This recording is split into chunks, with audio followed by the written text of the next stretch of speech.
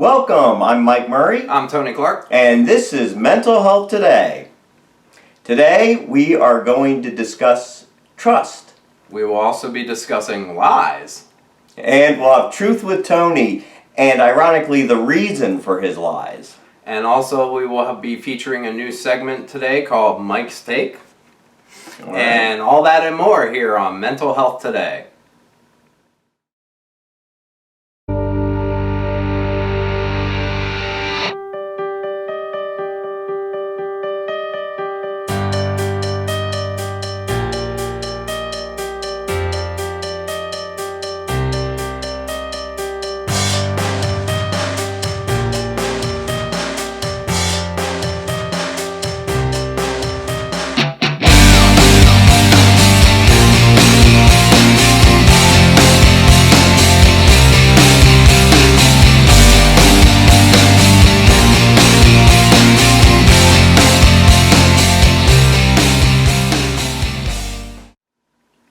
Here we are with episode 4 of Mental Health Today, and this is a special episode because we had our highest viewing audience for episode 3. So this time we are coming at you on Thursday morning, starting on Thursday morning, and we'll be on for the week until the next episode. Right.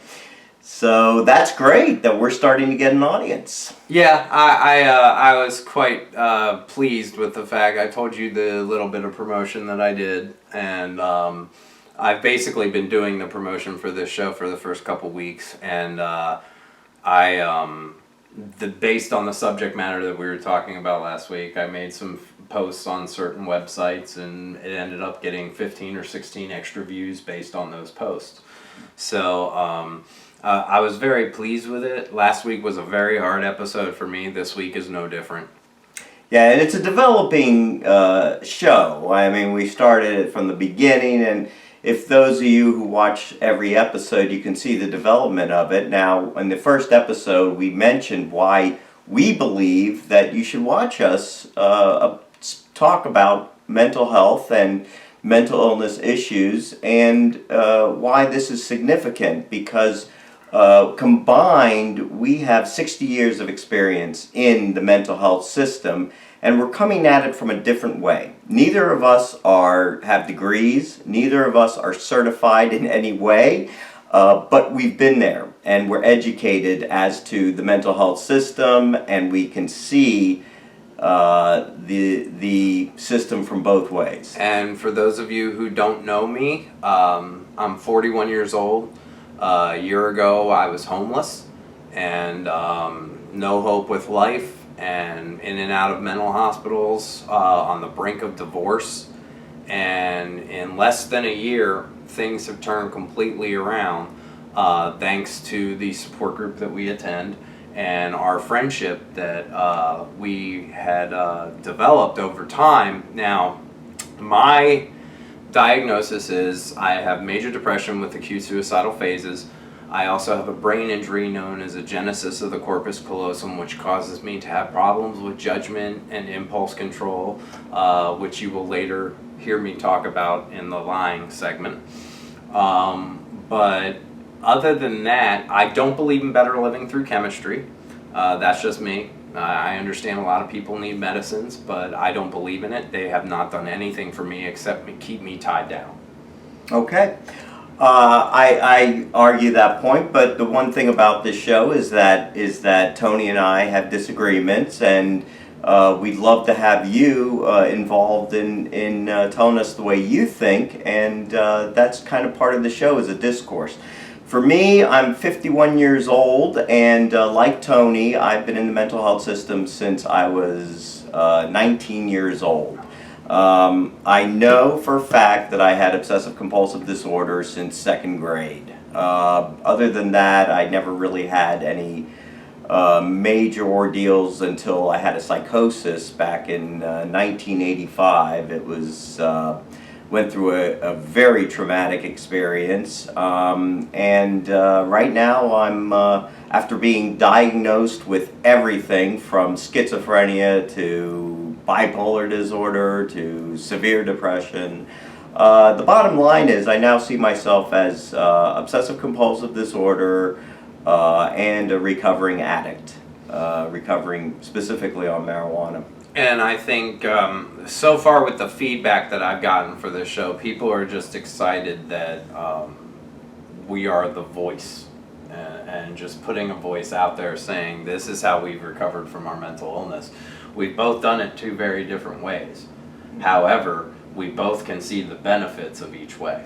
Yeah, that's true. And one thing that we have in common, we have a number of things in common actually, but one thing we do have in common is that we were both helped a lot. In fact, I can almost say saved by the NAMI Montgomery County Connections Recovery Support Group, because I was in a bad way. I was extremely depressed when I entered into the Connection Support Group.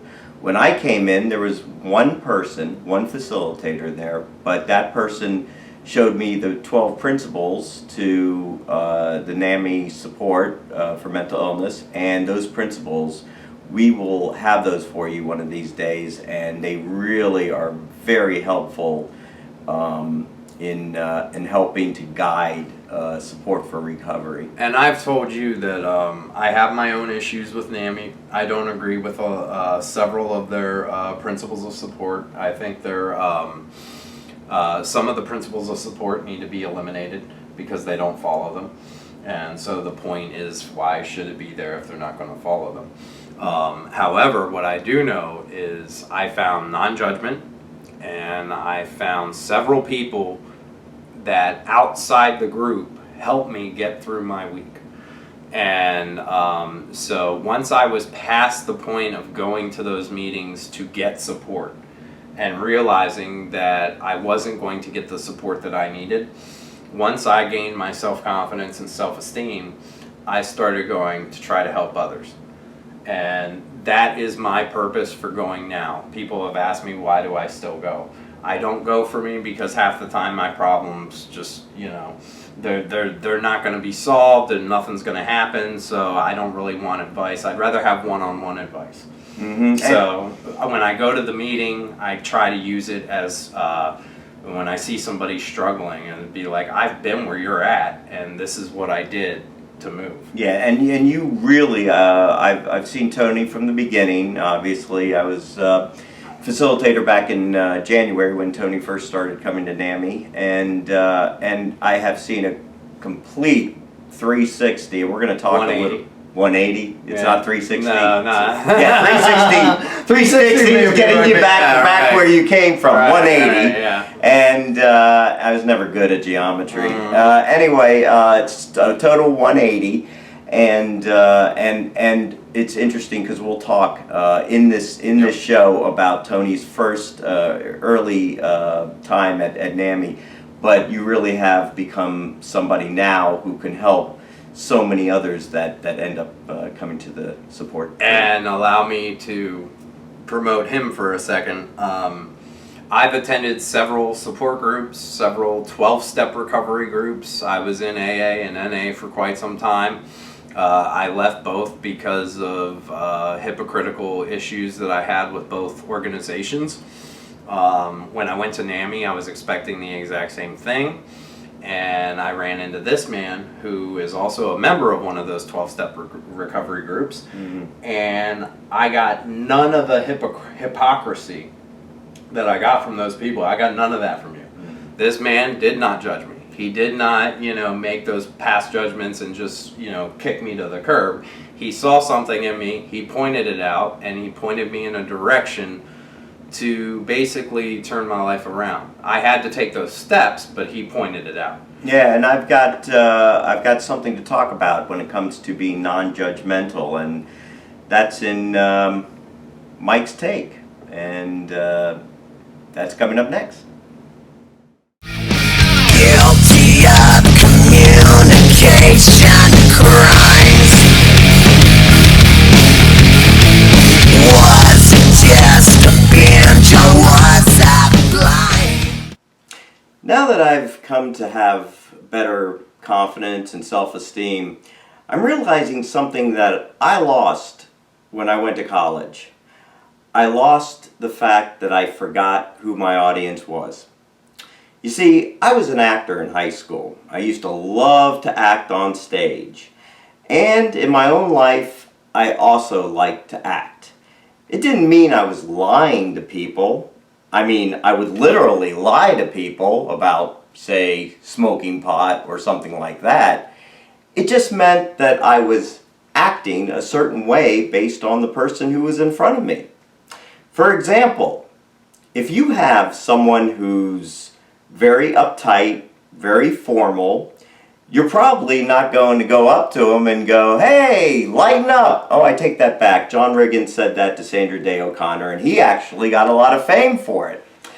So, what do I mean by know your audience? Well, I guess it depends on who you are. If you have a lot of stature, if you have a lot of celebrity, then you can probably do anything you want and not have to know your audience at all. But if you're like the normal Joe or the normal people like Tony and I, you have to recognize your audience. You have to know how to act in a certain situation, and that can also screw you up. Let me give you an example. Let's just say, for example, that you're in front of a psychiatrist or a doctor and you're tired of all of the crap that they're feeding you. Let's say that they're asking you about 13 questions to try to evaluate you, and you feel like telling them to go fucking to hell. And you really don't want to listen to them. So you start saying, "Fuck you, fuck you, fuck you." Well, that psychiatrist is going to look at you and say, "He's got a mental illness problem. In fact, he may even be schizophrenic." So what you're doing in front of your audience, who happens to be a psychiatrist or somebody who's a professional who gets paid on their decision making and sometimes is risk averse, will look at that person and say, they might have a mental illness. Therefore, if you do have a mental illness, then you'll probably act that way in front of a psychiatrist. But if you don't, understand who your audience is. Understand that you're going to have to react normally and behave like a normal person and just discuss things in a normal way. And if you don't, and if you can't handle that for 15 minutes or a half hour, like I wasn't able to handle it back at 19 years old, then yeah, you probably do have a mental illness. And one other thing on this subject that I'd like to finish with. Now in the present day, listen to this. The other day, I was at a football game, and I'm sitting there with my Redskin jersey on, and I was there at FedEx Field in a Redskins home stadium, and this Eagles fan comes up behind me and goes, "Yeah, this is the Eagles' day, man, this is the Eagles' day." And already he was yelling behind me. I'm here at FedEx Field where I expect it to be mostly a Redskins audience. I expect to not have to listen to the away fans yelling in my ear. And what happens? Well, of course, I start building up this anger and resentment inside me. I'm resenting the person in back of me. In fact, as time goes on and he yells more, I'm starting to hate the person in back of me. So more resentment builds, and finally, I get up and I turn around and I go, you know, if the home team starts losing, you're not going to be so very loud after that. I said that, I'm paraphrasing. It was something to that effect. And he goes, "Ooh, ooh," and acts like we're about to box. And he was really a nice guy, and the rest of the day, we really would have been joking around. Only he was in the wrong seats and had to move. But the point I'm trying to make is that if you build up that resentment, what would have happened if I didn't turn my back to him and said, "Hey, it's not going to be so loud here if you get your ass kicked"? What would have happened? I would have built up more resentment. I would have gotten more angry. Fortunately, the Redskins won. But what if they lost? Then I would have been down. I would have had anger built up in me, and I probably would have been depressed that night. My point being is that creative expression, when properly done in the proper way, is very mentally healthy. And that's my take.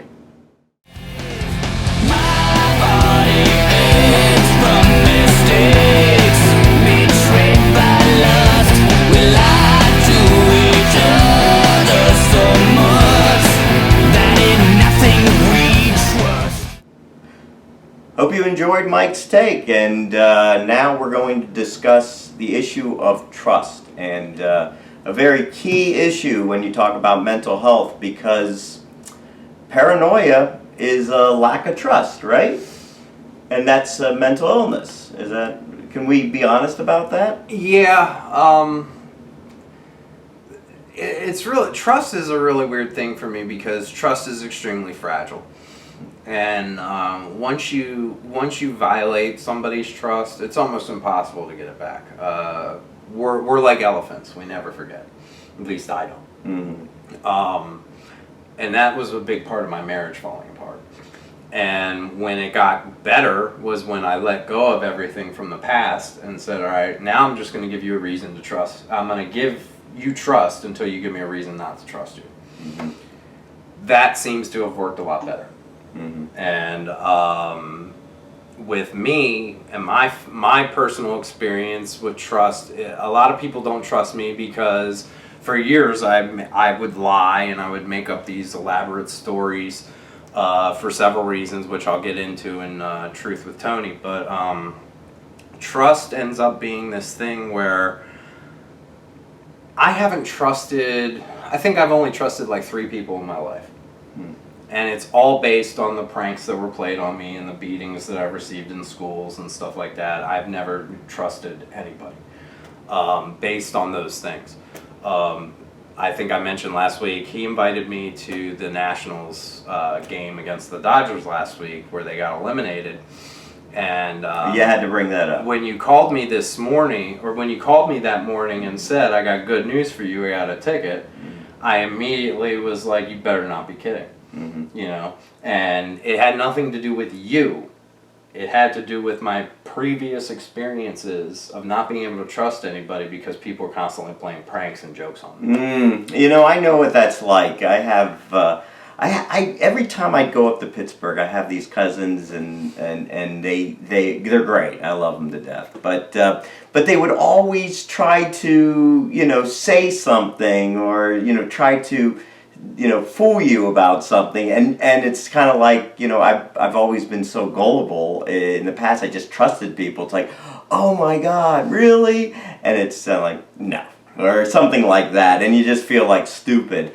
So I see it from that perspective as trust, and then there's another trust perspective, and I can just tell you that when you're talking about real relationships, and like whether it's a marriage or a friendship or even with parents, can you trust them to with something, whether it's a secret or something that's close to you, or can you trust them so that you can talk to them in an honest way and feel that whatever you're saying is going to be accepted in a non-judgmental way? Allow me to play devil's advocate here. Mm-hmm. Trust is an illusion. Okay? You have me in your basement here to film the show. You trust the fact that I'm not going to stand up, pull out a knife, and slice your throat. Okay? That's true. You trust that. All right? Which I'm not going to do, obviously. But it's like a false sense of trust. Do you see what I mean? We just assume, and that's the big word, we assume that we're safe around people. And we assume that our secrets might be safe with certain people. And we make mistakes all the time. We give information to people who shouldn't have it. Mm-hmm. And then before you know it, especially in this town, you're the talk of the town 3 or 4 days later. Mm-hmm. So it really depends. You have to be very selective, because for me, trust is an illusion. There is no such thing as actual trust. Well, it kind of goes back to what I was saying about know your audience, and you know, everybody is different, and you have different relationships with different people. I know that we can talk at this point.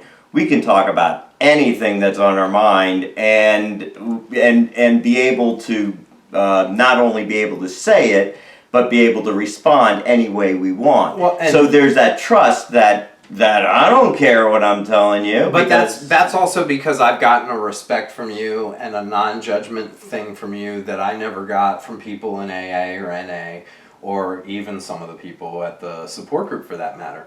But when I received that from you and you were consistent, it was like, well, this is easy. I can easily give this to him. 2 days ago, in fact, I shared my deepest secret with you.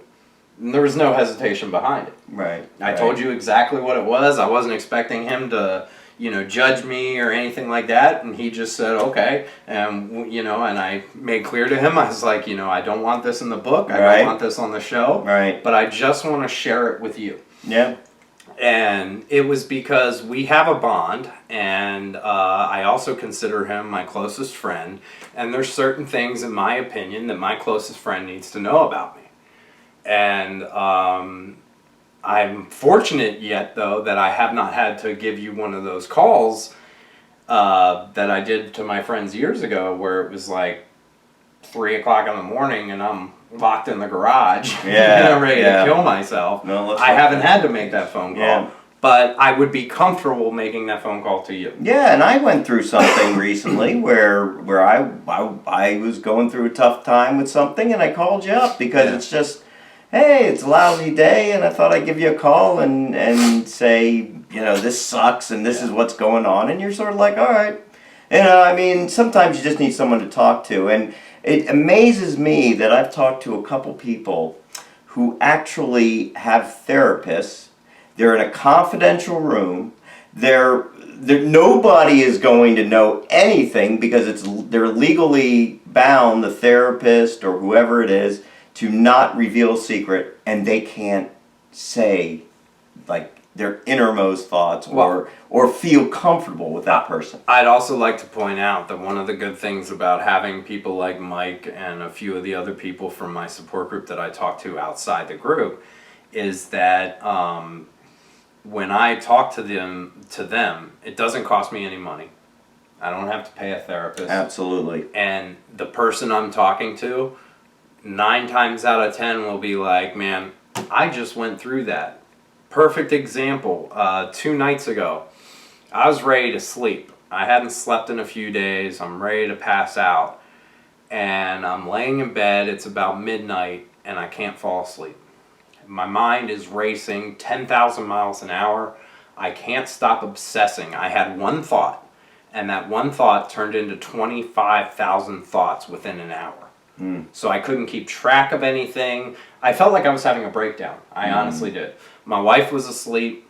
I didn't want to wake her up, and I'm just sitting there going, man, what the hell do I do? So, like a fishing pole, went out on Facebook Messenger and messaged the 7 people that I contact through my group. And nobody got back to me until morning. But the good thing was, by me getting it out and actually typing everything and saying, this is what's going on, he messaged me back the next morning, and he said, it sounds like you're triggering.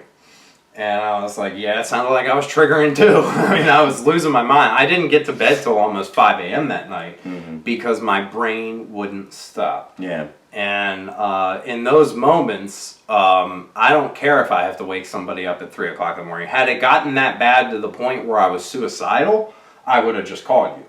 But it didn't get to that point. It just got to the point where I couldn't turn off my brain, so I just put it all on paper on the internet and sent it out to people and waited to hear back.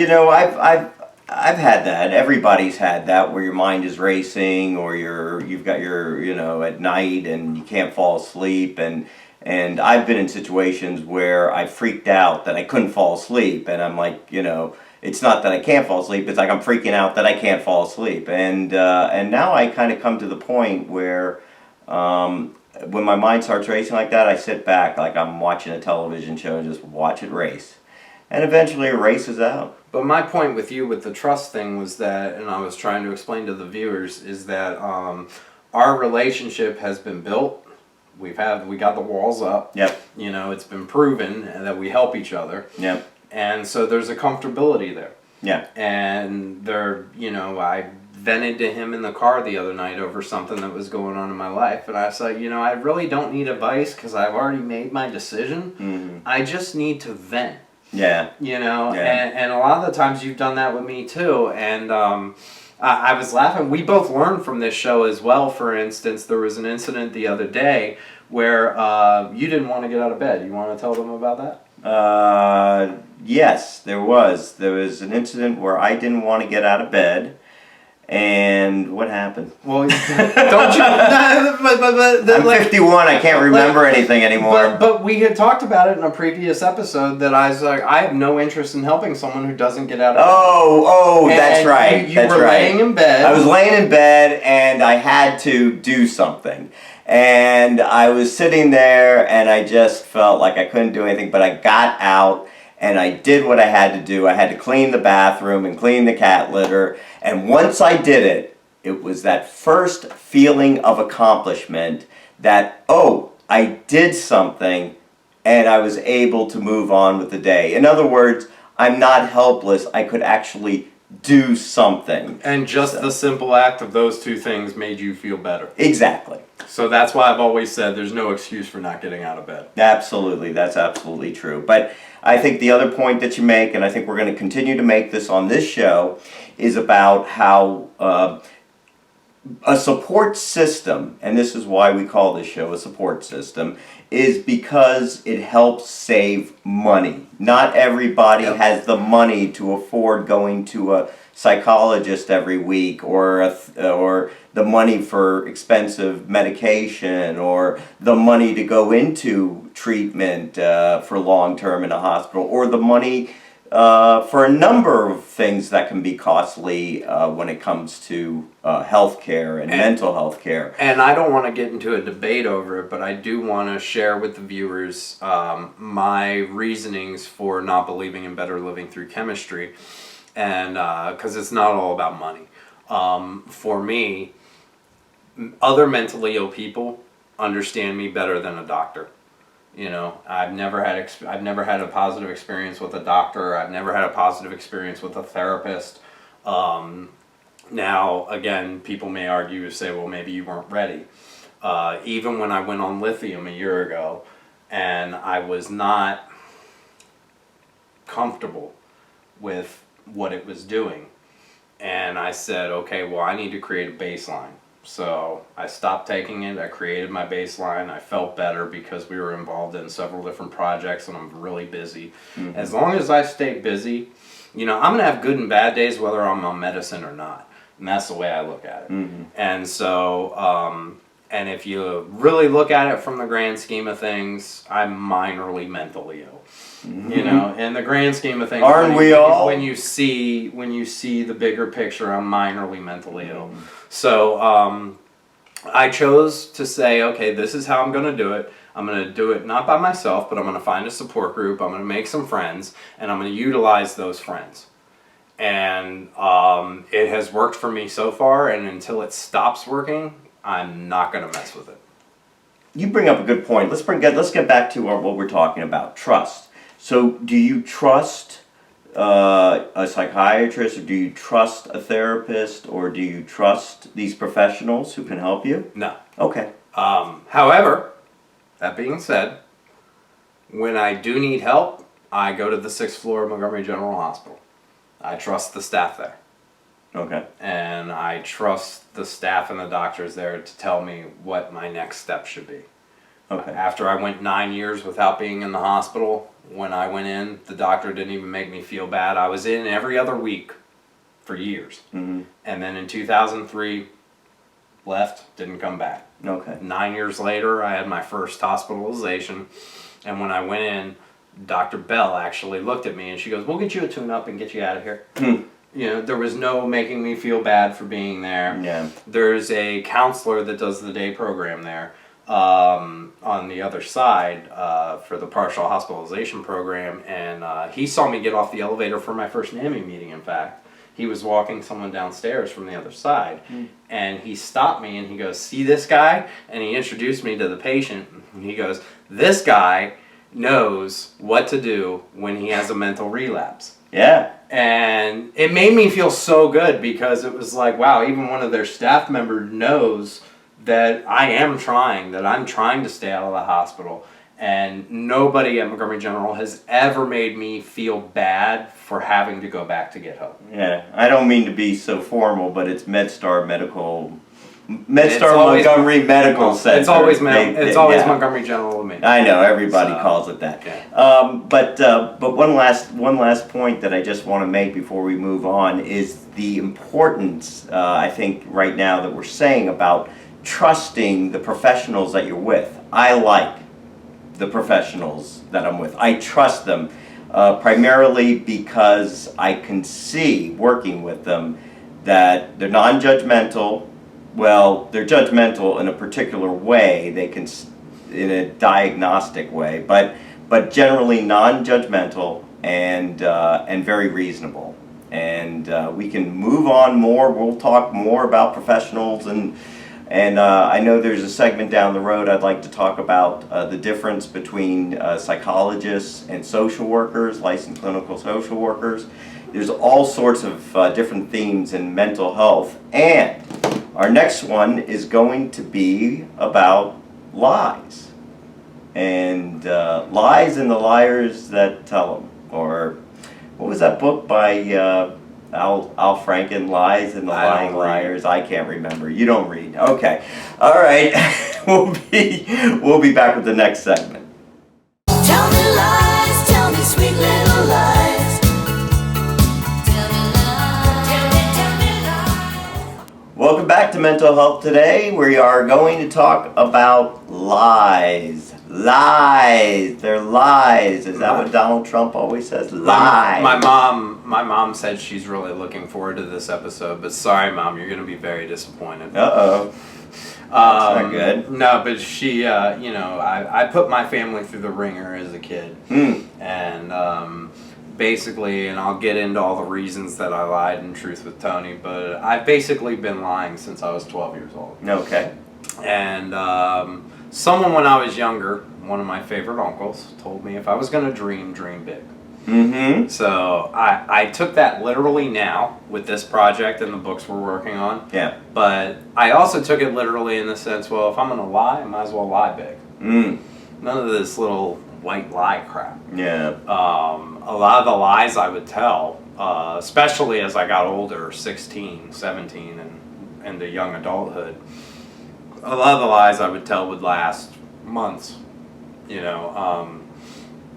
I would just keep stretching them into this wonderful, magnificent story with so many details that it'd be impossible for you to question it. Mm-hmm. And, you experienced it the first time we met. Yeah, And, I did. So I don't, I'm not uncomfortable talking about it. I don't feel shame about it either because, again, I can't really get into it right now because I'll get into it in the later segment. Yeah, well, I mean, should you really feel shame over it? I mean, after all, a lot of kids lie to their parents. Now, I'll give you an example. I mean, again, I just talked earlier in the show about being a recovering marijuana addict, and I used to lie all the time in high school. My parents never knew that I was smoking pot, and I hid it very well, and I was a good liar about it, and I was kind of like again, it's about knowing your audience. I was like the actor who tried to act straight when I was high and got away with it because nobody was thinking about it. It wasn't until they knew I was getting high, and then that was a whole different story. My problem with my family and my so-called friends, as I've told you, most friends don't last more than 6 months with me. After the 6-month mark, they're gone. They're tired of my bullshit and they don't want to deal with me, so they think I'm dangerous. I think the person that we know mutually said, be wary of me. Right. How long have we been friends now? So I mean, it's been well over 6 months. Yeah, I'm not so worried. My point becomes that when doing research for this show, 91% of people in America lie on a daily basis. Now, I argue that. I say it's 100%. And that the 9% who said they didn't, those are the sociopaths and psychopaths with no empathy. Who won't say that Who they won't lie. say that they lie, because everybody lies. And if you're really going to make me do this, I'm going to go ahead and do it. The most common lie for me when I watch people in public is like, you bump into somebody, hey, how you doing? Everybody's like, oh, I'm good. Nobody's good. No, Nobody's good. only on Facebook. Yeah, but nobody's good. You run into somebody, and it's like, I've had experiences like that where somebody said, how you doing? And I won't say good, and I'll tell them exactly what's going on. Yeah, And I'll be like, aren't you happy you asked? yeah. Because I'm going to give you that literal answer. But it's also the fact that my problem is with people who think that their shit doesn't stink. And they're so obsessed with your lies and your lies to people that it doesn't affect your life, and yet you get so angry at the person for lying to you, and it gets out of control. It gets out of control to the point where, for instance, towards the right before my wife and I separated, I was checking on everything she was doing because she was always lying. So I would catch her in every lie, and there was no consequence. I'd catch her in the lie, and that'd be it, and I wouldn't leave, and then we'd be stuck, and then I was just like, well, what the hell do I do? Yeah. Now with my family though, I would get past the point of lying, and I'd be doing really good for like 4, 5, 6 months, and my family's constantly reminding me of all the lies and bringing up the stories and the stuff that I would say and do, and it would really make me angry, bitter, and resentful, because it's like, here I am trying to move forward, and you're just pulling me back into the shithole. Yeah, it's like, past Tony lied, current, future Tony isn't lying, but you're stigmatized by the past. And with current future Tony, he'll tell you, and my friends at the support group will tell you, I've developed a new thing, and I've taken it to the other side of it. Now, instead of telling stories and making up lies, now I'm just telling you the flat out truth. And now people are having problems with me because I'm telling the flat out truth. That's a great point. And because it irritates me to know in a strange way, thinking about it, I'm not sure if I was rebellious by telling so much truth, or because I was so so anti-lying, or if I just tried to be as truthful as possible because I thought that's the right way to be. But the truth can actually get you into trouble. Perfect example. While I was doing research for this show, I watch a ton of TV, guys. And I was very shocked that I found something on YouTube that was a game show from a few years ago that I had never seen before. And I watch every reality TV show on the planet. This show is called The Moment of Truth. And I watched it. I saw that. I looked at my wife. I looked at my wife when we found it on, and we watched it for 2 days straight. That's how addicting the show was to us. Yeah. We both watched it for 2 days straight on our iPads. Well, the interesting thing about this show is most of the questions are about your own personal feelings and your own personal thoughts. And they have your entire family sitting there at the show. So they hear your answers. And you've been hooked up to a lie detector, and you have to answer these questions. Right. And the more questions you answer, the more money you get. For instance, one of the $500,000 questions I thought was really funny, and it was like, were you in love with someone else on your wedding day? And the husband's sitting there while the wife's in the chair waiting to win the money, and she said, yes, I was. I was in love with someone else on my wedding day. And the pain and anguish of the guy that just loses it. And it turns out that this girl ended up being one of the most hated women in America. Really? Yeah. She answered all the questions, selling out her whole family, selling out her husband, and just really destroying the lives of everybody by just telling the truth. I don't know how many husbands out there would be going, yeah, $500,000, thanks, way to go. But that's my point, is that when you tell the truth has consequences, okay? And the truth has consequences not so much for myself, but for everyone else around me. And it's also my point from last week is that people in this society need to grow thicker skin. Yeah, well, I think the one thing that people like about that show is that They like to see it's the destruction. dramatic to see somebody tell the truth when they've been hiding or lying or some horrible hidden lie. I'd argue that. I'd say the reason it was so successful and that people watched it is people love destruction. Stephanie and I, my wife and I, we're two people. We're probably the only two people I know, at least that I've talked to.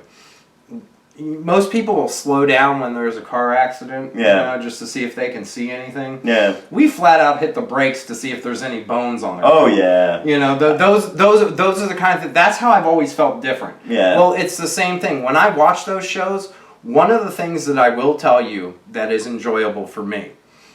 I've spoken to Mike on several occasions and told him one of my favorite pastimes used to be making people as uncomfortable as possible. Right. Because watching people when they're uncomfortable is very enjoyable. And that's why it had so many viewers. That's why that TV show had so many viewers. Yeah. Because watching these relationships and families fall apart on live TV, and you're just sitting there going, yeah, I'm not so bad. My life ain't so bad. Yeah.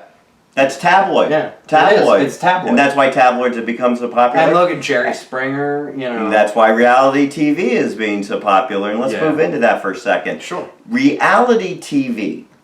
We're talking about lies right now. And reality TV, the idea is that we're seeing reality. We're not seeing reality. This is kind of like more reality TV. We're not seeing reality. Reality is boring. Reality is boring unless you're going to watch the presidential debates. Right. Then reality is really entertaining. Right. Why? Because Donald Trump is running for president. And you also never know what's going to happen. Yeah, that's One right. of the things about this show that I love is that we are not scripted. We pick a topic each week, and then we pick a subtopic. I go and do some investigating. I don't write anything down. I don't make notes. I just put it all up here, and whatever comes out when we film is what comes out. Yeah. I've got things I like about this show, and I don't know if the audience, what the audience likes about this show, but I just like the fact that we're talking about issues that are not always talked about in public, and hopefully, again, as somebody can see and relate to them like you have. I will say that I think the show's very authentic. Yeah. Whereas it's an authentic show when we live in a society where nobody's authentic anymore. Yeah, right. And we're all carbon copies of something. But some of us are better at becoming more original than anybody else. Yeah. And in fact, in next week's show, we're going to talk about political correctness and how that can actually cause mental illness. Yeah. And for those of you who don't know me, I'm extremely not politically correct. I easily offend people. I'm not easily offended, but I easily offend people. Go figure. And I enjoy it sometimes. If I see that I get under your skin, I'm just going to keep going. Yeah, and that's getting back to reality TV and other things like political incorrectness. It's funny about this society because as much as everybody is supposed to be politically correct, it's the people like Donald Trump, the athletes who are outspoken, who say outrageous things, like Colin Kaepernick, who kneels for the national anthem, who gets all this exposure in the media. So as much as the media is supposedly saying, oh, we should be a politically correct society, the attention goes to the politically incorrect people. My wife made an excellent point when I was talking to her about this show coming up and what the topic was and everything, and I mentioned to her where I wanted to go with the conversation. And she goes, oh, that's perfect. And she goes, because he said he didn't inhale, and I was referring to Bill Clinton. And I was thinking in terms of the sex scandal, and she brought up the weed and the fact that he didn't inhale. Now, everybody who saw that interview on Arsenio Hall, and he's sitting there going, oh, I tried, but I didn't inhale. Right. Anyone who smoked weed knows at that moment watching the interview he was completely full of shit. Or just anybody. And that's my point. People who did or didn't smoke Anybody weed. who's gonna say that they didn't inhale, they're full of shit. Yeah. Okay? So, but I think, that's one of the things when people ask me what religion I am, I always say George Carlin. Because I agree with all his views, and everything he said on stage is what he believed. Yeah. And he would tear down the politicians. He would tear down, anything to be politically incorrect. He was the political incorrect guy. Well, with Bill Clinton, it was like, okay, there was the election where I think he was going against Bob Dole. And Bob Dole was like, I'm a plain and honest man. And Bill Clinton's over on the other side going, hey folks, I'm completely full of shit, and how you like that? Well, they elected Bill Clinton and re-elected Bill Clinton. So it's... Well, he had the personality, and the charisma. It's my contention that Americans love people who lie. Okay? Because you don't know where you're standing with someone who's being truthful. You know where you stand with someone who's lying. You really do. And people think it's the opposite, and it's not. Because what ends up happening is you put a lot less weight, and when they screw up, you think, well, of course, he's a liar. I can trust a liar more than I can trust someone who's not, because the guy's going to tell me I'm lying. That's what Bill Clinton always did, whether it was I love that whole thing. I did not have sexual relations with that woman. And then when they found out he had oral sex with her, he's like, well, you didn't ask about oral sex. I don't agree with that. I agree that the lying will bring attention, that the lying is, that people like the outrageous, politically incorrect person. But I'm not sure if I agree that the lying is going to, certainly doesn't help trust. And let me give you an example. Let's go back to when I first met you at NAMI. And you came up with this outrageous lie that you were going on VH1 Classic. Not so outrageous because everybody believed it for months. That's right. That's right. Well, it was an outrageous lie because your lie was so detailed as if you had actually lived it. Exactly. That's what made it real. It was so believable. Yeah. Until, of course, you found out there's no show, right. No songwriter show for VH1 Classic, although there may be down the road, and that you didn't go there and you didn't win anything, and anyway, and you made up all the songs, and the songs that you mentioned that you sang, that you wrote were actually somebody else's songs, and actually they were really good. But the point being, and I learned that I like heavy metal lyrics more than I thought. But the point being, though, that you were completely lying, and when we met and we wanted to start working on different projects, like a book that actually talked about your situation and dealing with mental health and mental illness, and how there are things that I could relate to it. That wasn't easy. It was hard to begin the process of writing a nonfiction book with you because it was hard to trust you. Well, here's the thing, okay? And again, I don't want to get into the reasons I lied and tell truth with Tony. Right. But since June, I have become one of the regular people on this planet. I tell the stupid lies. How you doing? Oh, I'm fine, even though I'm not fine. I didn't pick up the phone because I didn't want to talk to you, but I told you I was busy, something like that. I tell the little lies we tell on a daily basis. I have not told a big story lie since that, and since June, because once I got my confidence and self-esteem, there was no need to do so anymore. That's interesting. Okay, there really wasn't, because I felt better about myself, so now I don't have to lie about anything. Yeah, I go the other way, and I've always been this way. If I see I'm messing up in life and I'm making a mistake, I go to the absolute other end of the extreme and, work that way. But I can't go through life continuously beating myself up for something such as that story, whereas I just say, okay, it was something I did, so what? And I kind of tell people, get over it and move on. Now, It was also the way he handled it. The way he handled it was different. You didn't snap, you didn't curse me out, we met in a controlled environment, and you just kind of let it happen. Yeah, man, you really hit me with something. There's a lot of addicts who are liars. That's part of being an addict, is they lie. And there are just a lot of people who aren't even honest with themselves. They're just things they can't admit to themselves. And I heard you say I'm not going to feel guilty for something I did, and I'm not going. I can't tell you how long I felt guilty about smoking pot. Yeah. Like I had gone out and murdered somebody. Like I had smoked marijuana. When my family continues to bring up those things about the lies I've told in the past, when my family and my friends do that, my ears automatically turn off now. I don't even hear it. Because if I allow myself to hear it, I'll allow myself to feel bad. And it's something I did. It doesn't define who I am. And, like you said, I've done a complete 180. So why not focus on that instead of sitting there beating a dead horse? Yeah, and you talk about your family. My family's actually been very supportive and relatively non-judgmental about the whole thing. And because of that, the only one left to blame is me blaming myself, and that's not going to happen because in the end there is nothing good about blaming yourself for anything. You are who you are. You make a mistake. That's why I told people, and I'm going to say it again. I think this might be the 4th episode in a row I've said it. Do not feel bad and do not feel guilty for self-medicating. We all self-medicate in one way or another. And then what happens is, unfortunately, it wears off and then it becomes an addiction. The trick is to get from the self-medicating point to the solution without becoming the addict.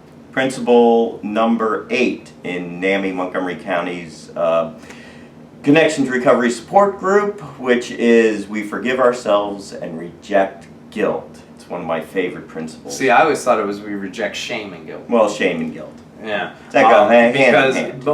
Well, they go hand in hand, but they both need to be said. Yeah, you're right. Because you can still pick one.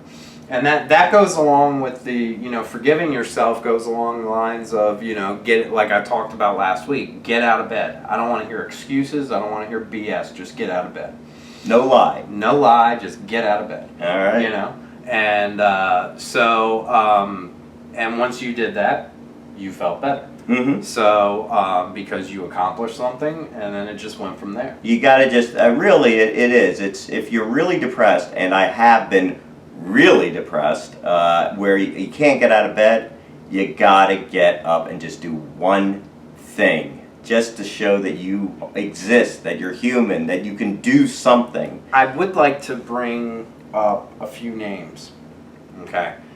In society, pop culture today and everything like that, you look at someone like Ryan Lochte, Mm-hmm. okay? If you or I called the police right now and filed a report that we were robbed when we weren't, we'd be looking at serious consequences. Fines, jail time, Yeah. I'm not sure if falsifying a police report now is a felony or not. I don't think it is. But still, the whole point is it would cause a lot of legal trouble. Right. Ryan Lochte does it, and they put him on Dancing with the Stars. That's right. And Bill Maher actually was interviewed on Fahid Zakaria's show on CNN. And he said that, telling lies as a president or somebody running for president, telling a bunch of lies is no longer a deal breaker. It isn't. It's not. It isn't. And for instance, and again, I knew we weren't going to be able to get through this episode without talking politics. Right. Okay. They go hand in hand, lies and politics. But it really does. But it also feeds into my theory, and this is why I bring it up. Hillary Clinton, proven liar, over and over again. I don't trust her any further than I can throw her. Everything that comes out of her mouth is BS. And yet, she has a ton of support. Because Americans know where she stands. Okay?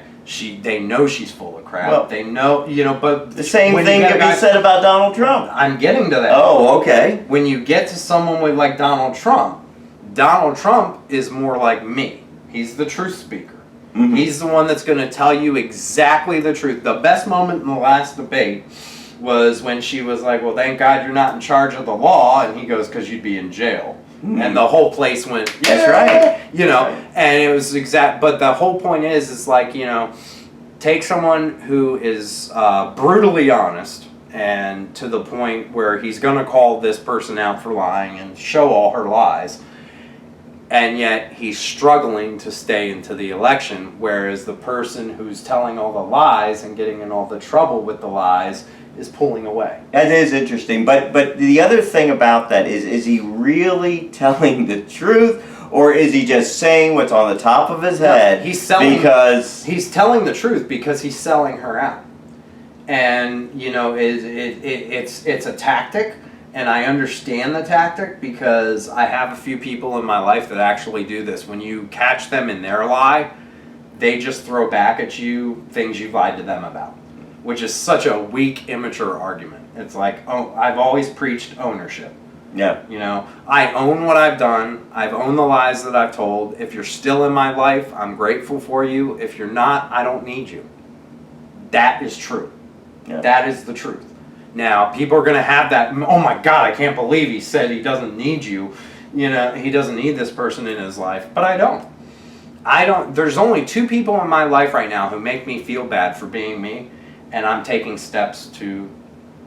yeah, and you know, while you're talking about it, it just leads me to one other point, because we talk about mental health, and really, when you look at the thread of mental illness, you know, we have a saying at the end of this: if you want to get your arms around mental illness, give somebody a hug, yeah, right? yeah. And when people talk about we got to get our arms around mental illness, what causes people to be a mass shooter? Well, it usually comes right back into how you grow up in your family life. Yep.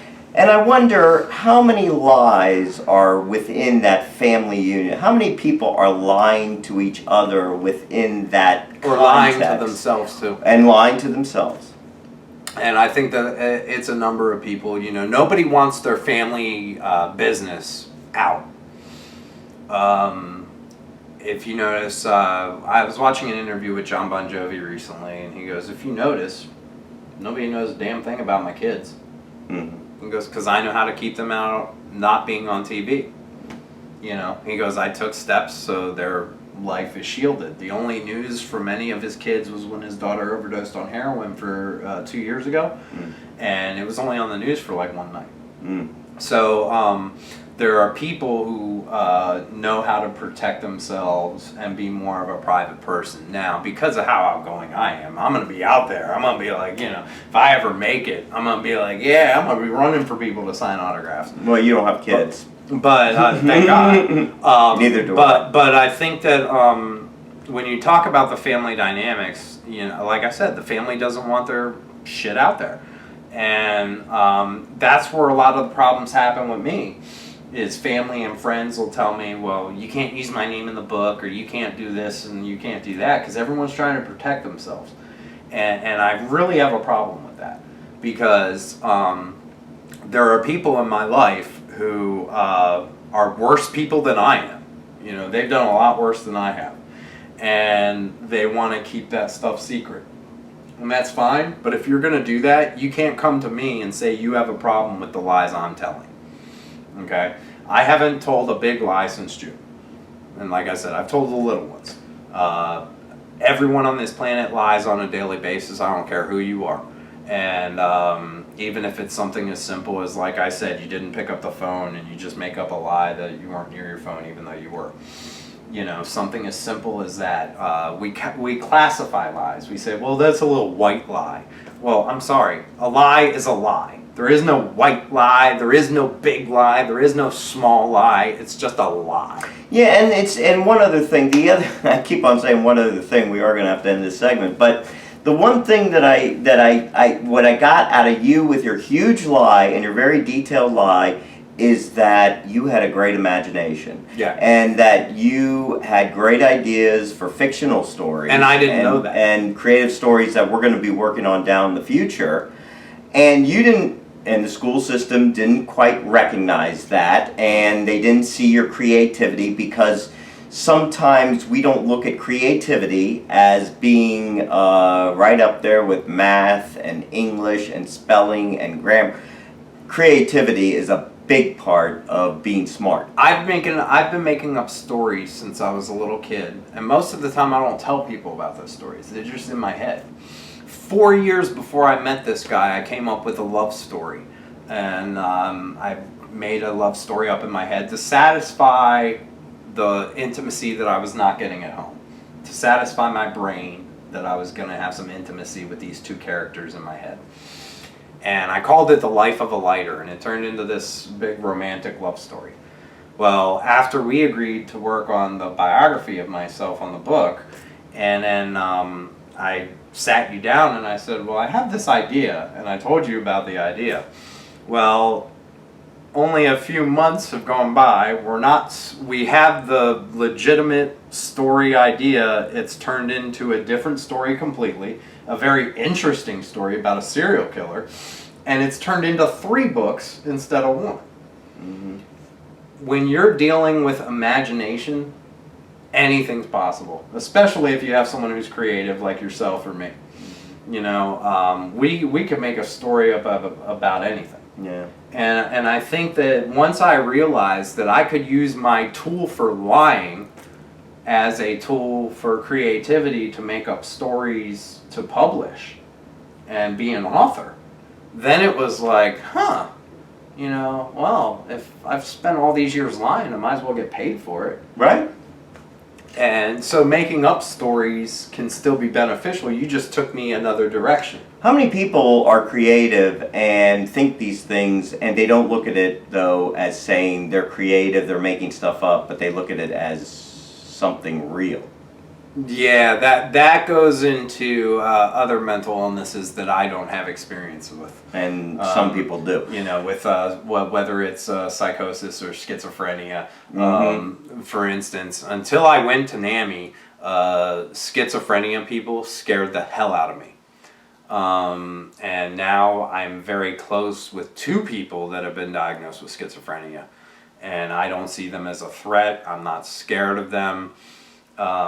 Sometimes it is hard to understand what they talk about, but other than that, they're the most loyal people and loving people that I know. And something can be taken away from that. Isn't it interesting how I went into psychosis, and the night that my one-act play was performed in college, and I never went, and I had some plays performed in community theater, and yet I was never really pursuing that as a career because, frankly, it's hard to make a lot of money doing it. And I was always discouraged. I did try to pursue a creative lifestyle at my home life because I wasn't getting it from school and people were missing it. I tried to start a band. I was in a band for a while. Tried to do other ventures, acting, different things like that. But I was always kind of pulled away and discouraged and saying, you know, well, you know, literally the chances of you being a rock star are pretty small, so what's your backup plan? Mm. I always saw a backup plan. What was the point in having a backup plan? That's just accepting failure in my eyes. Right. So don't have a backup plan. I don't want a safety net. You know, it's just if it works, it works. If it doesn't, it doesn't. And I learned from it. But my family was so focused on having that safety net that I gave up on a lot of my dreams. And then when I got out of high school, I found my niche, but it wasn't the niche I wanted to be. I was working at Blockbuster. I was very happy, you know, making money, making friends, and just kind of doing customer service, which is one of the things that I do have a strength for. But it wasn't like this. It wasn't rewarding. Mm-hmm. You know, just doing this show is rewarding. So. Absolutely, and a lot of stuff I've been doing lately, volunteer work and so forth, I don't get a cent for it, but it is inherently rewarding, and money isn't everything, but let's hope that maybe one of these days we can make money off of something we really enjoy doing, and that's helping and people. That's the key. Let me ask you, how many of you out there are creative and are saying to yourselves, wow, I'm just a creative person? Anyway, let us know. Let us know what your thoughts are on the show. And coming up next now, we're going to find out the reason for Tony's lies and Truth with Tony. Aren't you tired of being let down? Another day, another shakedown. I'm with you when hope is gone and all you want is the truth. In watching Dr. Phil recently, I came across a segment called The 7 Reasons People Lie. The people who know me know I am obsessed with Dr. Phil. I love him dearly and I would love to meet him someday. However, he missed one on this. There is an 8th reason people lie. The eighth reason people lie is to spare people's feelings. And I don't get that. My lies weren't to spare people's feelings. I have lied for financial gain. I have lied because my life was so boring and I felt that the only way anyone would find me interesting was to pretend I was living a life that I wasn't, which goes along with the lie that I told everybody at the support group. But it's not the only reason. The other reason I told that lie was also to keep people away from me. When you go through life with so many people hurting you, the last thing you want someone to do is to get too close. And so those lies that I would tell all throughout my lifetime were mainly to keep people at bay and away from me. I have never lied to any of you to hurt your feelings. It was never about you. It was never to hurt you. It was never to cause you guys any pain. It was self-preservation. And, you know, I think it's funny because a lot of people, they want the reasons that people do things. And then when you get the reasons people do things, they'll be like, oh, he doesn't sound sincere, or he doesn't sound like this. You get that a lot with death penalty cases where they make their final statement. But I don't feel bad for most of my lies. I have 2 lies that I've told in my life that there is a little bit of guilt there, and I'll share one with you right now. In 2001, I was living in Frostburg and wasn't really making any friends. I was unhappy in the relationship that I was in. The relationship was coming to an end based on my honesty, ironically. Her father had died, and I had basically disrespected the memory of her father by telling her, well, he had emphysema and smoked 3 packs of Kools a day, and he had diabetes and he drank like a fish, so of course he was found dead. People say that's not very sensitive. I say it was just the truth. But while we were still dating for the next month and a half, I was cheating on her with someone in Oakland, Maryland. And the person in Oakland, Maryland that I was cheating with, I had made up a complete story. I believe I told her I was a roadie for the band Incubus, and that actually made her want me more. I was just as detailed as I was with most of my lies, and it was just to get that intimacy that I was not feeling. It's very selfish. When people lie, it's a very selfish thing. You're trying to fulfill a need that you're not getting within you. So those are the times I realized that I didn't have self-confidence, I didn't have self-esteem. If you have self-confidence and self-esteem, you're less likely to lie because your needs are basically being met because your need is within you. The need within you is being filled by yourself. You don't need outside sources to come make you happy and make you feel better. And and I think I've also told Mike that I won't feel guilty and that I won't apologize ever for any of the lies that I've told, because they kind of got me to where I am and who I am today. All I can do is try to put it in the past. And as I've said, my family members and certain friends, there's certain family members and certain friends that want to remind me on a daily basis that I lie and make up stories and all that. And they don't want to hear about my brain injury. They don't want to hear about my depression. They just want me to be honest. So then I come out and be honest, and then everybody has a problem with me. So it's like, make up your mind. So my message to my family and friends that have caught me in lies before, as insensitive as this sounds, and I don't mean it as harsh as it means, but row your own boat. Row your own boat. You've got a busy life on your own, and, go live your life. But if you want to be in my life, don't constantly remind me of who I was, because I don't do that to you. And I've learned that it doesn't accomplish a damn thing. And that wraps up Mental Health Today for this episode, number 4. Next week, we are going to talk about political correctness and how it could actually cause mental illness. We will also be discussing humor as one of the NAMI principles that I actually truly believe in is humor is healthy. And people tend to take themselves a little too seriously nowadays. Yeah, and we'll talk about that some more too. So, that's all next week. So, for Tony Clark, I'm Mike Murray. Have a good week.